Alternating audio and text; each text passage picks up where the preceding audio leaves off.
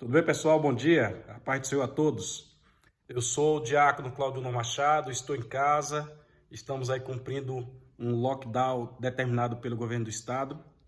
Já assisti minha escola dominical pela TV, participei da escola dominical, já fiz o meu culto doméstico. E recentemente chegou uma pergunta de um irmão, e como nós temos o costume de responder perguntas bíblicas, vou responder mais esta pergunta porque tenho certeza que auxiliará o irmão e todos aqueles que ouvirem a pergunta e a resposta. O irmão, ele é auxiliar da obra e sua esposa fora questionada por que ela come carne de porco se a Bíblia condena comer carne de porco. O irmão deu a resposta, mas gostaria de uma posição nossa para até que pudesse mostrar este vídeo para a pessoa que fez a indagação a ele. E antes de responder ao irmão, eu vou indicar para ele aqui o livro Seitas e Heresias, livro muito bom, de Norman Glaser. Eu vou indicar também, aliás, aquele é Resposta às Seitas. Este aqui é Resposta às Seitas, perdão. Resposta às Seitas, de Norman Glaser. Eu vou indicar Seitas e Heresias. Seitas e Heresias. Esse aqui é de Raimundo de Oliveira. Eu vou indicar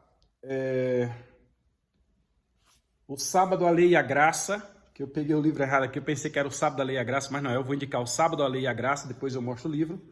E vou indicar isso aqui, Heresias e Modismos. Heresias e Modismos, de Ezequias Soares. Pois bem, a primeira resposta que nós damos ao irmão sobre por que a esposa dele come carne se a Bíblia condena, carne de porco, se a Bíblia condena, a primeira resposta é que não, a Bíblia não condena comer carne de porco. Pode parecer contraditório, certamente vão chover inúmeros versículos bíblicos aí, mas eu já digo com muita segurança e vou provar que a Bíblia não condena comer carne de porco. Preste atenção. Para a Bíblia existem 3 tipos de povos. O primeiro povo que existe na Bíblia são os gentios. O segundo povo da Bíblia são os judeus.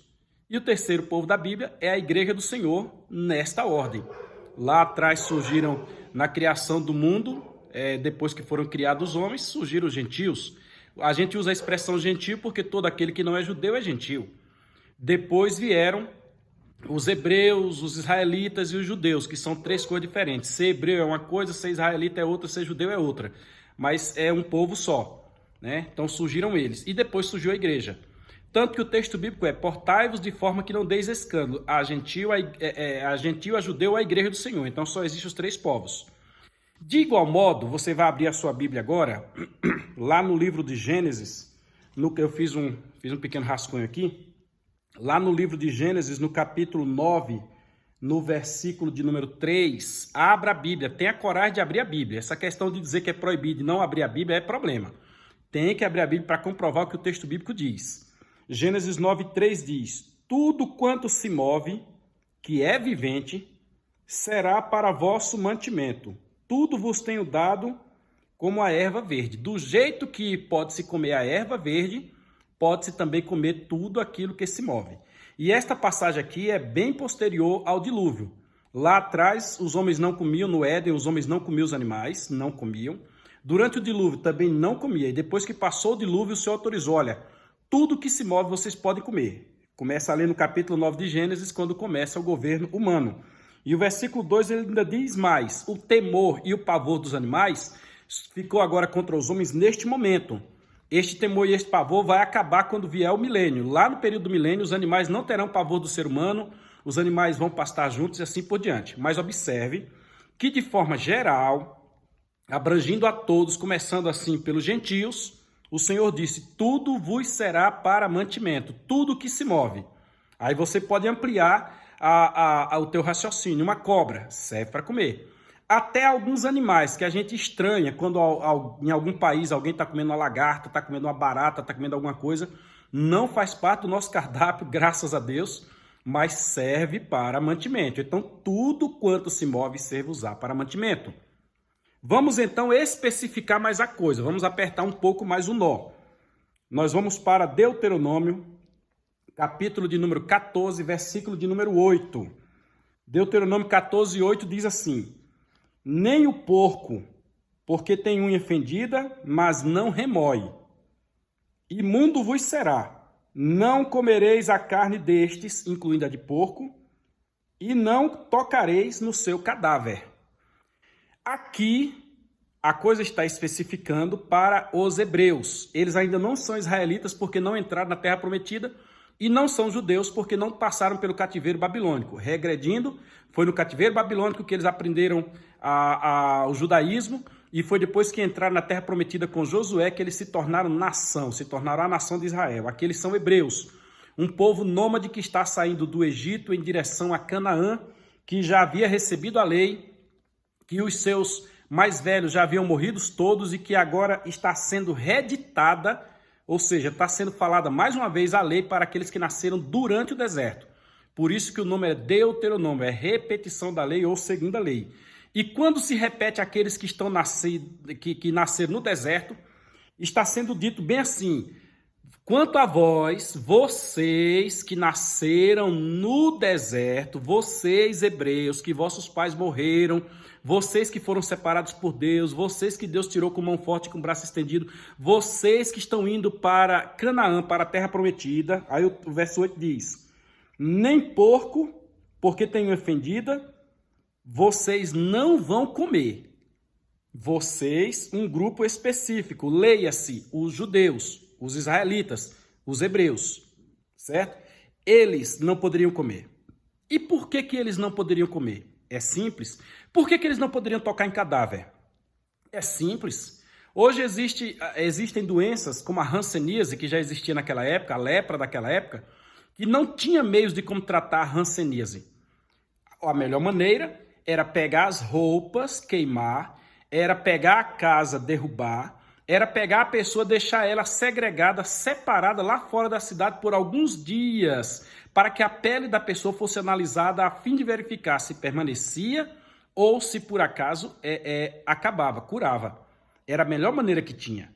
É tão de um jeito que nas questões sanitárias, que naquela época não dava para ter rede de esgoto, o Senhor orientava que o povo fosse no sentido do vento, não contrário ao vento, mas no sentido do vento, o povo fosse, levasse uma pá, uma enxada, alguma coisa, cavasse um buraco no chão, evacuasse, ou seja, cobrisse os pés, como diz o texto bíblico, e depois eles tampassem aquilo ali, para que não houvesse problema. Era tão de uma forma que a mulher, quando ela estava de resguardo, por benefício da própria mulher, era necessário que o homem não coabitasse com ela, não entrasse a ela, não fizesse sexo com ela, porque aquilo não seria interessante para ela. Do mesmo jeito, quando diz a mulher estiver na sua imundícia, traduzindo, a mulher estiver menstruada, o homem não deveria entrar a ela justamente porque ali é o momento em que muita sujeira é posta para fora e haveria de fazer um sentido contrário, isso não seria interessante. Do mesmo sentido vem até a circuncisão, que a circuncisão ela evita que sujeira fosse transmitida para a mulher e assim por diante. Neste sentido, não era interessante que durante o deserto, perceba que tem uma questão geográfica nesse meio, durante o deserto eles estivessem comendo carne de porco e passassem mal. Como o Senhor sabia que eles não tinham condição, eles, especificamente aquele povo, não tinha condição de entender o que haveria de ser explicado, que hoje é entendido pela medicina, o Senhor tão somente disse, é igual você pegar uma pessoa e dizer, não beba leite, porque se você beber leite você não pode comer tal coisa. Sabe que tem essa questão da história? Para que a pessoa não fizesse alguma coisa, então o Senhor disse, olha, a carne de porco vocês não comer. Como é que eu vou saber o que é certo e o que é errado? Faz o seguinte, vou dar uma dica para vocês. Aquilo que tem unha fendida e remói, você pode comer. Mas se tiver unha fendida e não remoer, ou não tiver unha fendida e remoer, vocês não comem. Foi uma maneira simples que Deus deu para ensinar aqueles meninos que estavam saindo do Egito, que não tinham noção do que haveriam de aprender, de passar, de suportar na vida, e proibi-los, porque Deus tinha um cuidado, Deus tem, aliás, um cuidado específico com aquela nação, com aquele povo. Só que ultrapassa o período do deserto, entra na terra prometida, e é tão de um jeito que na própria terra prometida eles criam porcos. Não tem essa proibição com relação a eles. Aí aqueles que eram mais críticos, aqueles que eram mais estudiosos, levaram isso a ferro e fogo. Até o gasofilaço, que a Bíblia diz que a palavra deve estar na mão ou na testa. Na mão é assim, ó, deixa eu mostrar para vocês. Deve estar junto na mão ou na testa. Na mão é assim, aqui está na mão e aqui está na cabeça. Pronto. Eles criaram o gasofilaço, colocaram tipo um relógio e amarraram assim, gasofilaço não, filactério, perdão. E amarraram na testa, assim, como se para cumprir o que está escrito na lei. Desta forma, eles transformaram em cerimônia a questão do comer carne de porco. É tão de um jeito que o Antíoco Epifânio IV, quando ele profanou o templo ali, cumprindo Daniel 7,14 a 8,14, ele profanou, parece que uma porca no templo dos judeus. Os judeus quase morreram com aquilo porque houve uma profanação, mas é porque eles estavam adstritos também ao jogo de palavras. É preciso compreender isso. No Novo Testamento, Jesus, por exemplo, narra uma parábola do filho pródigo, onde o garoto foi lá onde tinha porco. Se não fosse isso possível, por que se cria porco? E se não serve para judeu, por que serve para outra pessoa? Só basta compreender. Vá para o Novo Testamento e procure entender no Novo Testamento o que Jesus disse aos judeus, pois enquanto está o Mateus, Marcos, Lucas e João, está se passando a história de Jesus. Jesus está falando aquilo para os judeus. Veja o que foi dito a eles com relação a isso. Não foi dito absolutamente nada. Aí nós especificamos mais um pouco o tema. Saímos dos gentios, passando pelos israelitas, pelos hebreus, melhor dizendo, e chegamos agora na igreja. E a igreja do Senhor, existem uns pontos interessantes. Voltando um pouquinho ainda sobre Jesus. Sabe o que foram falar com Jesus acerca dessa questão de comer? É lógico que não foi sobre porco, foi sobre outro assunto. Reclamaram porque os discípulos de Jesus comiam sem lavar as mãos. Olha, lavar as mãos era problema. Inclusive tem gente que diz que se comer carne de porco, perdeu a salvação. Já pensou você perder a salvação por causa da carne de porco e não manter a sua salvação em ser crente em Jesus? Tem lógica uma coisa dessa? Não tem, né? Aí quando Jesus foi abordado nesse sentido, lá em Mateus capítulo 15, versículo 17, e em Marcos capítulo 7, versículo 18, Jesus diz bem assim, não, eu não acredito que vocês não entenderam isso, vocês não entenderam ainda? Não, eu vou explicar detalhadamente para vocês. Tudo aquilo que entra, torna a sair. Eu não preciso explicar melhor isso aí, gente. Jesus falou que tudo aquilo que entra, torna a sair. Logo, não é o que entra pela minha boca que vai me contaminar, que vai tirar minha salvação. Jesus diz que o que contamina é o que sai pela boca, porque é o que vem do coração. O que vem de lá de dentro é que é o problema. Às vezes a pessoa fala alguma coisa e a sua fala prejudica até a sua salvação, porque a Bíblia diz que com o coração se crê para a justiça, mas com a boca se faz confissão para a salvação. Mas o que come não, o que come entra e torna a sair. Pode fazer mal, pode fazer a pessoa ter náuseas, a depender da comida. A melhor comida que tiver, a mais gostosa que tiver, dependendo da quantidade, a pessoa passa mal. Dizem que entre o antídoto e o veneno, a diferença está na dosagem. Entenderam? Aí a gente especifica, conforme eu estava dizendo, e nós vamos para a igreja. Aí nós encontramos um personagem de nome Pedro. Pedro era tão rústico nesse sentido, tão legalista, que certa vez ele tendo uma visão, a visão de um lenço que descia, tinha um bocado de coisa imunda dentro, inclusive porco. Aí Pedro foi exposto a Pedro e foi dito, Pedro, mata e come. Pedro, não, senhor. Atos capítulo 10, versículo de 13 a 15. Não, senhor. Nunca pus na minha boca coisa imunda. Aí o Senhor disse, Pedro, não torne imundo aquilo que eu santifiquei. Aí eu sou obrigado a voltar lá para Gênesis 9 mais uma vez, versículo 3, e dizer, tudo que se move serve usar para mantimento. Se o porquinho se move, meu irmão, porquinho serve para mantimento, e tem um irmão aqui no Jardim Paraíso, o Juca, que ele faz um porco a pururuca, que eu vou lhe dizer, viu? Juca, se estiver assistindo essa live, quiser me convidar para o próximo porco a pururuca, estou aceitando o convite. E se algum irmão resolver fazer uma graça, irmão, eu comprei aqui uma carne de porco enganado, tal, e não queria comer, me chama, meu irmão, me chama que eu vou lá.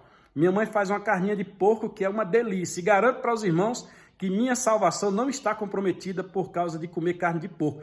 Pode comprometer por qualquer outra coisa, menos a carne de porco. Aí a voz diz, Pedro, não torne imundo aquilo que eu santifiquei, Pedro.